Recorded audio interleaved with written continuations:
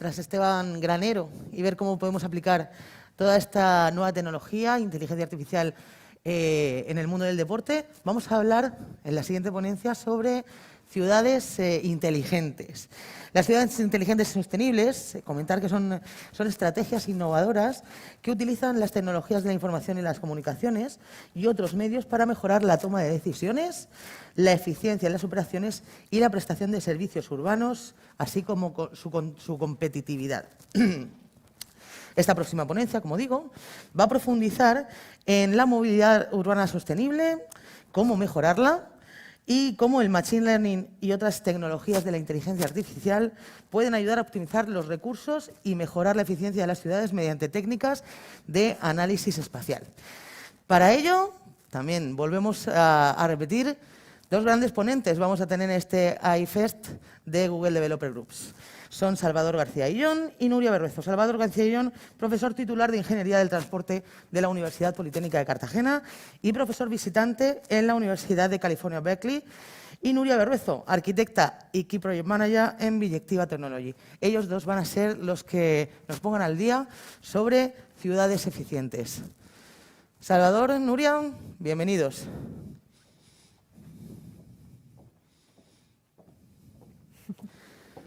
Os dejamos el escenario a vosotros. Muchas gracias. Muchas gracias. Gracias.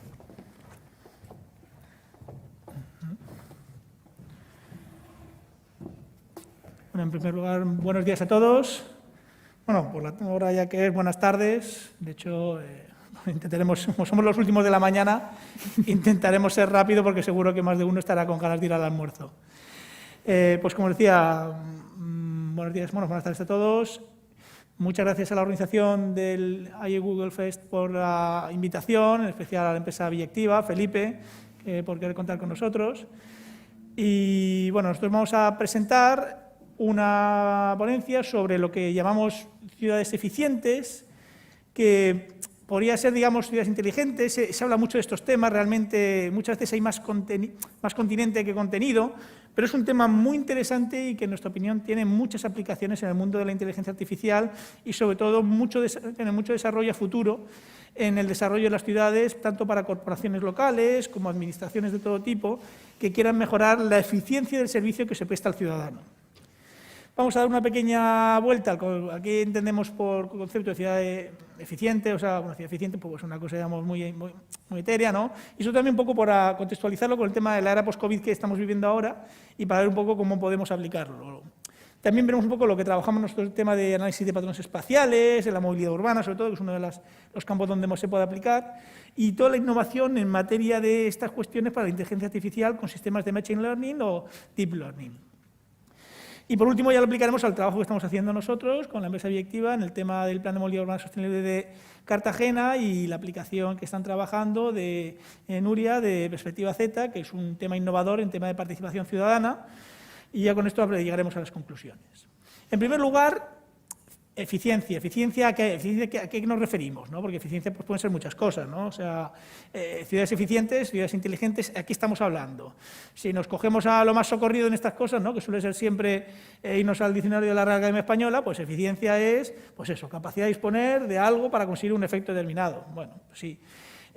Si incluso nos mordemos un tema más de ingeniería, más de tema tecnológico, que es lo que suele buscarse para aplicar estas cosas, pues eficiencia estamos hablando de coeficiencia muchas veces, que es lo que se realiza pues vamos al diccionario entonces también otra vez de la Academia de la Ingeniería, y estamos hablando de cosas de reducir el impacto ambiental optimizando la utilización de recursos. Pues bien, casi ya vamos acercándonos al tema.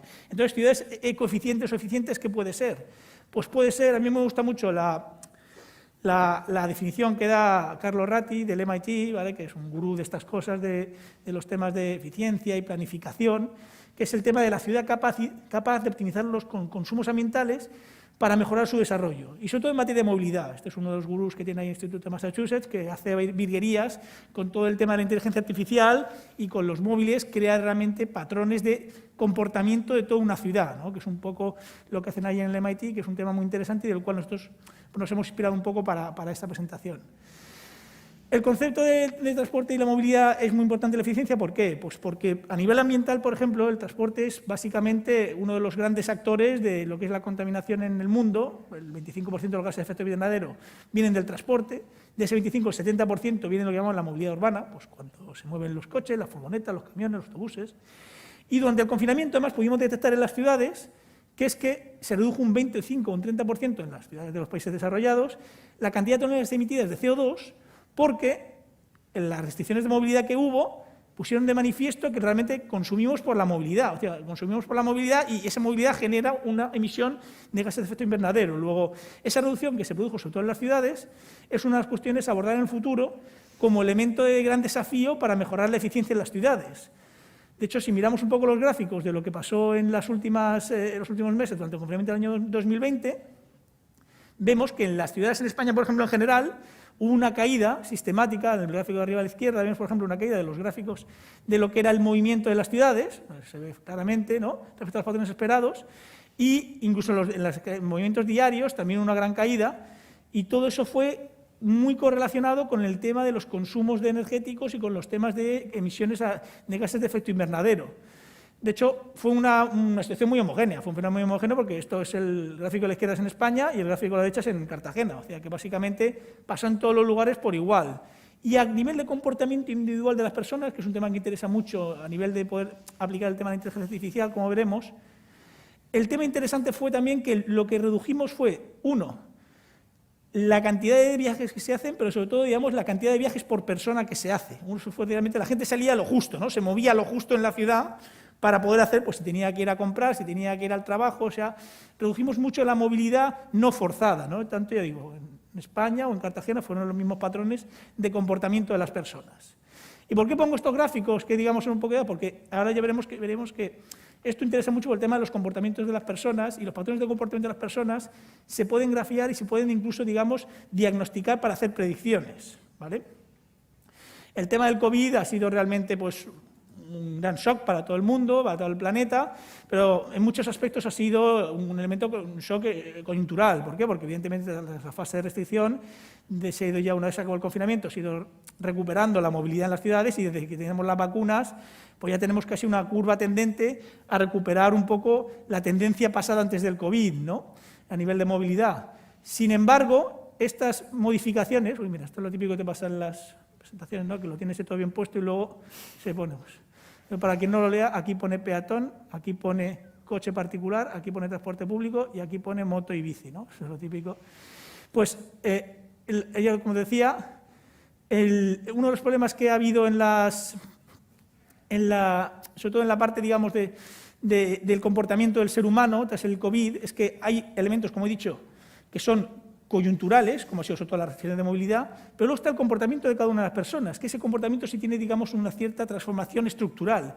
Y es que muchos de estos, lo que se llama el reparto modal de la movilidad, es decir, cómo se reparte, digamos, el uso de cada uno de los elementos, ¿vale?, se ha modificado, porque aunque la parte, por ejemplo, del uso de la movilidad peatonal se ha mantenido, el tema del coche particular se ha visto reforzado. ¿Por qué? Porque durante el confinamiento, evidentemente, cogemos más el coche para venir con gente, igual que el transporte privado, el transporte público, quiero decir, se ha también visto reducido. ¿Por qué se ha visto reducido? Por el tema de que, evidentemente, pues al haber restricciones de aforo, pues los autobuses iban menos llenos. Pero esos son elementos coyunturales, tanto el incremento del transporte privado como el incremento del transporte, como el decremento del transporte público.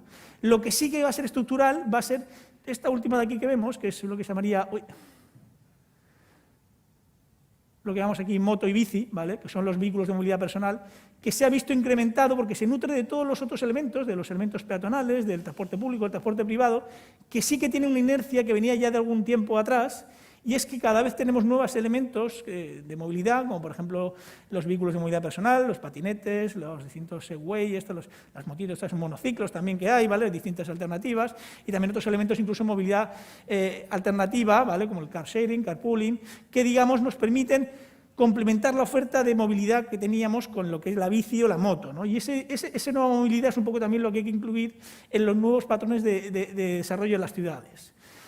Para diagnosticar estos patrones de desarrollo, pues tenemos herramientas muy interesantes, que son las herramientas que trabajamos nosotros de patrones espaciales de movilidad, pues que nos permiten ver pues, cuál es el ratio de cobertura, por ejemplo, del transporte público, cuáles son las zonas más congestionadas de las ciudades, nos permiten decir dónde hay más déficit de transporte, dónde podemos estar tardando más para ir a algún sitio, donde tenemos menos cobertura, digamos, para coger, digamos, un coche. También nos dicen qué equipamientos tenemos en las ciudades, pues a nivel de, por ejemplo, estacionamientos, aparcamientos, aparcabicis, zonas para, por ejemplo, las bicicletas eléctricas, poder conectarlas, ¿vale? Pues todo ese tipo de elementos lo podemos tener con herramientas de análisis espacial. Incluso a nivel ambiental, pues tenemos, en esta foto sí que suena así un poco, que parece un cuadro así un poco ecléctico, ¿no? Pues esto nos permite incluso diagnosticar también cuál es el impacto ambiental que tiene el transporte. El impacto ambiental que tiene el transporte por emisiones de CO2, por emisiones de contaminación acústica. Por ejemplo, esto es un mapa de contaminación acústica de las distintas vías de una ciudad, en este caso es Vitoria.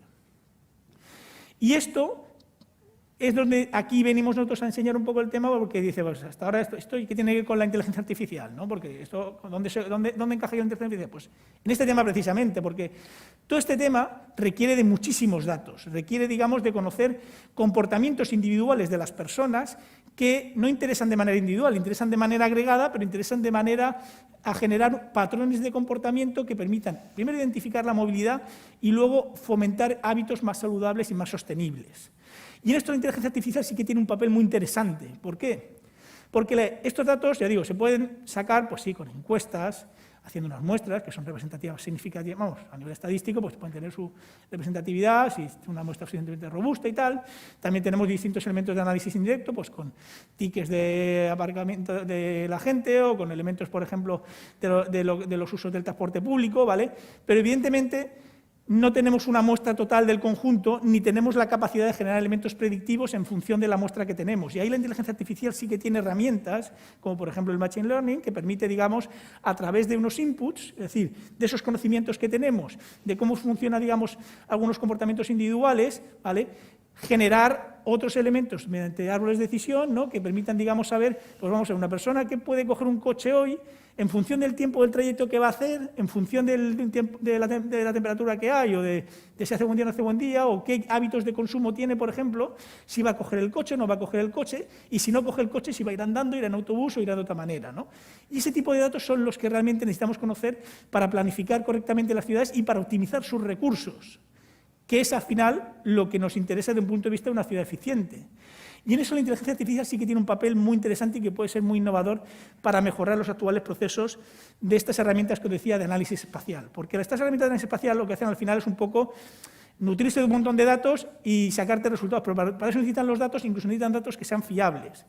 Y esos patrones de comportamiento que os decía, que son patrones de dispersión o de concentración de algunos fenómenos, lo primero que tienen que decirnos es si lo que detecta es significativo de un fenómeno real o no, que es un poco lo que tenemos aquí, que son lo que se llama análisis de puntos calientes y fríos, ¿no?, que permiten un poco el ver si hay una correlación estadística entre un fenómeno que vemos, porque se desplaza la gente a alguna zona, porque creemos que hay una concentración de algo, y un efecto que se produce, o sea, es decir, si hay una causa y efecto que están correlacionadas, pues, por ejemplo, porque se ha creado una nueva zona industrial que genera puestos de trabajo y la gente se desplaza mucho en esa zona, o porque han cambiado los hábitos de consumo y la gente, en vez de ir al centro, ahora va a los centros comerciales, o por cualquier otra razón que hace que la gente quiera modificar sus patrones de comportamiento. Todo esto, ya digo, que se hace mediante el análisis espacial, se puede hacer mediante mucho más ágil y mucho más eficiente, de manera que utilizando la inteligencia artificial, porque la inteligencia artificial te permite conseguir esos datos y donde no los hay, generártelos, que es donde realmente muchas veces nos cuesta,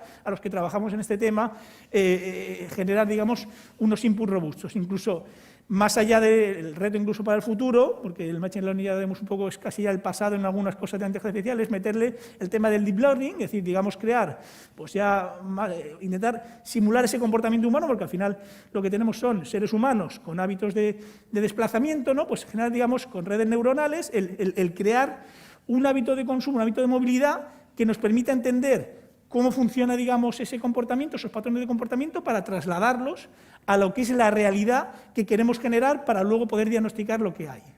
Y eso, por ejemplo, es lo que estamos trabajando en el Plan de Movilidad Urbana Sostenible de Cartagena, que el Ayuntamiento nos pidió redactar en su momento con la red de cátedras de la universidad, Y para hacer eso, pues en su día, el ayuntamiento dijo, pues mira, quiero más allá de lo habitual, que es el típico plan de movilidad urbana, donde hacemos unos cuantos carriles bici, fomentamos el transporte público, mejoramos el tema del aparcamiento, quiero una cosa es ambiciosa, ¿no? Y quiero algo, digamos, que me permita tener, digamos, un cambio de paradigma dentro de la ciudad en el tema de movilidad, hacer una cosa realmente que sea potente, ¿no? Y cuando nos planteó eso el ayuntamiento, pues lo que dijimos, pues vamos a contar con empresas punteras como Biyectiva, por ejemplo, y vamos a ver quiénes son. Pues oye, esto es lo que suelen decir los anglosajones, ¿no? Vamos a hacer un poco de benchmarking, ¿no? Que en el fondo, bueno, lo que decimos los españoles es, vamos a copiar al que sabe de verdad bien de esto, ¿no? O sea, vamos a ir y tal, y vamos a ir, pues esto del benchmarking, fuimos a buscar benchmarking en, por ejemplo, los más punteros que había en estos temas actualmente, de mejorar la movilidad urbana, que eran en París tenían, digamos, la ciudad de los 15 minutos, habían cambiado el paradigma en Europa en temas de movilidad, y planteamos un modelo en el cual no solo simplemente era modificar un poco los planteamientos, sino simplemente también, además, modificar, más allá de un tema técnico, un tema urbanístico, modificar el planteamiento sociológico. Es decir, no solo se trata de facilitarle a la gente mejores infraestructuras para tener una movilidad más sostenible, sino el cambiar los hábitos de consumo de la gente para hacer que haya una necesidad de menos movilidad. Es decir, el planteamiento de la ciudad de los 15 minutos lo que hacía era pues, fomentar este tipo de actuaciones para que en un radio de 15 minutos la gente pudiese tener todos los servicios que demandaba, educación, abastecimiento, ocio, trabajo, ¿vale? Y todo eso conllevaba una serie de actuaciones, que es lo que estamos planteando ahora en Cartagena, y para lo cual necesitamos datos precisamente con estos modelos de análisis predictivo de inteligencia artificial para mejorar un poco la intermodalidad, para mejorar el tema de la distribución de usos dentro de las manzanas de la ciudad, para mejorar todo el tema de lo que es el transporte de mercancías interno, y para eso contamos mucho con lo que son las tecnologías de la información y con todo lo que es la Internet de las cosas, que es un poco la herramienta que nos permite aportar, porque hoy en día todo el mundo tiene un móvil donde va a la app para coger un billete de autobús, de tren, para coger cualquier servicio de préstamo de bicicleta, y es un poco ese Internet de las cosas lo que nos quiere servir un poco de palanca de modelización de todas estas herramientas en el plan de movilidad urbana. Y aquí precisamente es donde mi compañera Nuria os va a explicar cómo estamos trabajando esa herramienta novedosa. Dejo esto por ahí. Bueno, pues para empezar, un poco qué tiene que ver la arquitectura y cómo se relaciona con la tecnología. Al final podría cada uno seguir su camino y no tocarse en ningún momento, pero a lo largo de la mañana ya nos hemos dado cuenta de que eso es imposible. Entonces, sobre todo en esa interconexión de sectores, nos damos cuenta de que en las ciudades vivimos todos somos ciudadanos y todos tenemos necesidades e inquietudes. Entonces, ¿cómo yo llego a una empresa tecnológica y cómo llegamos a esa sinergia que creo que nos enriquece a todos? Pues un poco por esa intención de acercar las ciudades a las personas y que sean estas las que transmitan esas necesidades. Viendo un poco cómo funciona la administración, es difícil muchas veces transmitir esas ideas o esas intenciones, esas ideas locas que pueden beneficiarnos a todos. Entonces, sabiendo también su inquietud por almacenar todos esos datos, visualizarlos y sacar conclusiones de ellos, pues nace Perspectiva Z, que es una nueva forma de entender las ciudades en la era de la digitalización. Entonces, lo que queremos con esto es hacer fácil saber decir qué es lo que te gusta y lo que no te gusta. Y entonces, con esas inquietudes, que al final son ideas, o sea, porque lo que venimos hablando y venimos conociendo son hechos, ¿no? Son donde hay una necesidad, o sea, cuánto tarda, es un tiempo, cuando eso, pero las personas al final también tenemos intenciones que no hacemos, pero nos gustaría hacer, ¿no? Entonces, suplir y poder superponer esas capas de datos que son verídicos, con intenciones, pues nos parecía interesante. Entonces, por eso estamos desarrollando una plataforma que recoja la participación ciudadana y las ideas y las propuestas tanto de la Administración como de los ciudadanos. Esto se va a realizar mediante un sistema multiplataforma que tiene dos interfaces, una para la Administración, que permite hacer esas consultas, pero sobre todo lo interesante es que no directamente va a colocar todo el texto para que una persona la tenga que leer, sino que va a hacer el esfuerzo de, mediante preguntas en un simple formulario, visualizarlo con dos preguntas simples. Una principal, que va a ser la que esté geolocalizada y por lo tanto vaya asociada a una posición, y unas preguntas adicionales. Estas preguntas que están geolocalizadas van a tener entonces una información adicional. De esa manera, el usuario vería con esa alerta de una pregunta que la administración quiere plantear, tendría una primera pregunta de datos que se creen relevantes respecto a esa pregunta principal. Por ejemplo, hablando del tema del carril bici, pues muchas veces queremos saber cuánta gente tiene en su casa una bici. Igual no la usa, o sea, y en los datos no lo tenemos porque no somos capaces de llegar a esa información. Pero, sin embargo, si le preguntamos, pues somos capaces de tener esa información. Ahora mismo esas cosas se siguen realizando de manera analógica. Entonces, es muy difícil llegar a todo el mundo. Entonces, para mí, personalmente, al final, lo bueno que tiene la tecnología es que es capaz de llegar a todos, es capaz de escuchar a todo el mundo y, sobre todo, de retener esa información. Entonces, de esta manera, todos estos datos se pueden clasificar, interrelacionar. Luego, por otro lado, la pregunta principal, por así decirlo, podría ser tanto de una elección preestablecida, cargada con archivos JSON, tanto con archivos que pueda dibujar el propio usuario. Muchas veces, como decíamos, es difícil transmitir con palabras aquello que queremos hacer, pero sin embargo, cuando lo vemos, sí somos capaces de decir, pues prefiero esto, o lo haría por aquí o lo haría por allí. Entonces, eso es lo que planteamos y, sobre todo, también un beneficio que creemos que es el valor añadido que tiene es el fácil feedback que tiene para el usuario. Muchas veces pues, transmitimos una idea a una persona que luego esa idea le sirve, pero no somos capaces de saber que nuestra idea le ha servido. Entonces, pues un poco con todo eso lo que queremos es que se automatice ese feedback y puedas saber si la idea que tenías para la calle, para tu barrio, para el carril bici, se está trabajando en ella o, sin embargo, se ha decidido que no, porque no todo se va a poder hacer. Al final hay expertos que van a saber si esa idea es viable o no es viable. Entonces, también lo que se quiere es que el usuario pueda estar al tanto de las decisiones que está tomando la administración y garantizar así esa transparencia, pero no simplemente con datos que tengas que leerte, sino que tú mismo puedas estar involucrado en el desarrollo de la ciudad. Y luego, además, pues se plantea bonificar o beneficiar a aquellos que tengan actividad para potenciar así un poco el sentimiento de comunidad. Y de esta manera la Administración pueda tener una visión, porque muchas veces tenemos tantos datos que es difícil saber cuáles son los relevantes o cuál es la conexión que nos va a dar esa conclusión que es importante. Entonces, pues un poco con eso lo que queremos es aportar que se pueda descargar un informe en el que tú sepas realmente cuántos tienen bici, cuántos la usan, por dónde la usan, y que eso a la vez se vea por una necesidad de dónde se cree que debería de ir. Entonces, bueno, esa era la intención de la plataforma que estamos desarrollando. Y con todo esto, las conclusiones son las siguientes.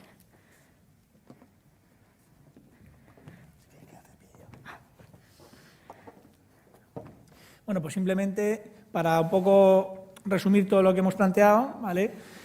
Hacer ver un poco a los participantes de este congreso la importancia de la movilidad urbana y la planificación urbana como uno de los parámetros más optimizables dentro de las ciudades a través de procesos de participación ciudadana en los cuales se pueda, digamos, mejorar estas cuestiones y hacer ver un poco que la inteligencia artificial aplicada a la mejora del análisis espacial en los patrones de movilidad urbana y en los procesos de participación ciudadana pues permite, digamos, hacer ciudades más ecoeficientes. Es decir, es una herramienta que tiene muchas aplicaciones dentro de estos campos que normalmente no se tienen muy en cuenta, el tema de la inteligencia artificial y, ya digo, el tema de, por ejemplo, el Machine Learning o el Deep Learning pueden ser, digamos, instrumentos a futuro para poder implementar en herramientas, digamos, de mejora de este tipo de herramientas de planificación de la ciudad, como los planes de movilidad urbana y la ayuda a toma de decisiones a través de cosas tan sencillas como el Internet de las cosas. Y un buen ejemplo es lo que hemos planteado para el plan de movilidad de Cartagena o el caso de Perspectiva Z como herramienta a mejorar estos procesos. Y con esto y todo, pues muchas gracias por su atención. Hemos cumplido más o menos. Yo creo hemos cumplido con el horario, o sea que nos lo agradecerán.